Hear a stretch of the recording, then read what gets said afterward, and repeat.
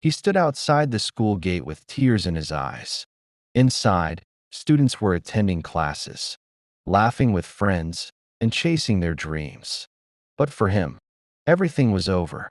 His father had lost his job. His mother was sick, and the school had just told him one painful sentence: "You cannot continue unless you pay the fees." That day, he walked home slowly, carrying an empty backpack. But what happened next shocked everyone, because the same student who couldn't afford school would later become the person helping other students stay in school. This is the story of a boy who refused to give up. In a small town, there lived a 17-year-old boy named Daniel. Daniel loved school more than anything. Every morning, he woke up before sunrise, cleaned the house, helped his mother, and walked nearly an hour just to attend class. His teachers believed he had a bright future.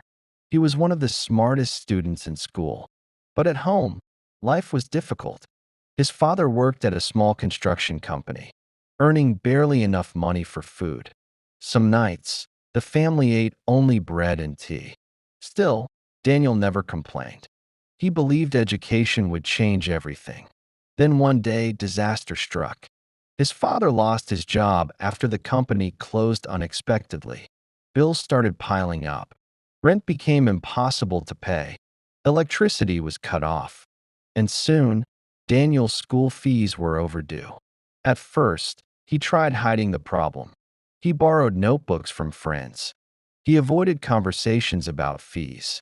And every day, he prayed for a miracle. But miracles didn't come. One afternoon, the principal called him into the office. "Daniel," he said softly, "you are a good student. But if the fees are not paid by next week, you cannot return." Daniel nodded quietly. He didn't cry there. He waited until he reached home. That night, he sat alone outside the house staring at the sky. For the first time in his life, he felt hopeless.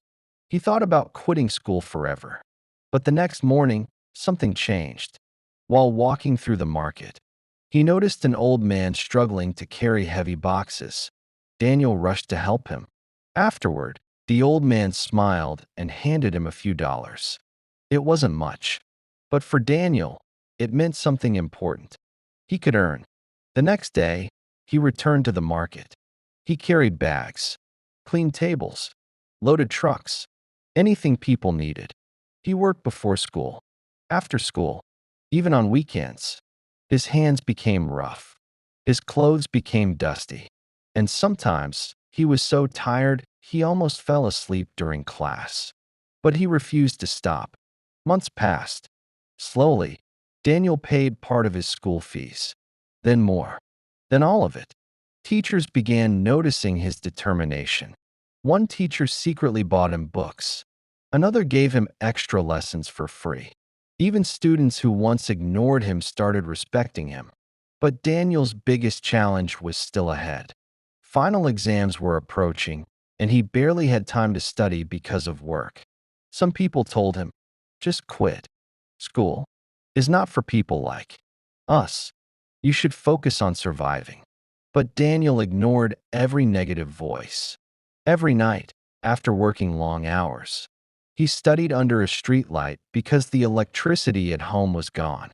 Cars passed by, mosquitoes filled the air, and sometimes rain forced him to hide his books under his shirt. Still, he continued. Then exam day arrived. Daniel walked into the classroom exhausted but determined. Weeks later, the results came out, and the impossible happened. Daniel scored among the highest marks in the entire region. The same boy who almost dropped out became the top student. News of his story spread quickly. Local organizations offered scholarships. People in the community donated money. A university accepted him with full support. Years later, Daniel graduated with honors. But he never forgot where he came from.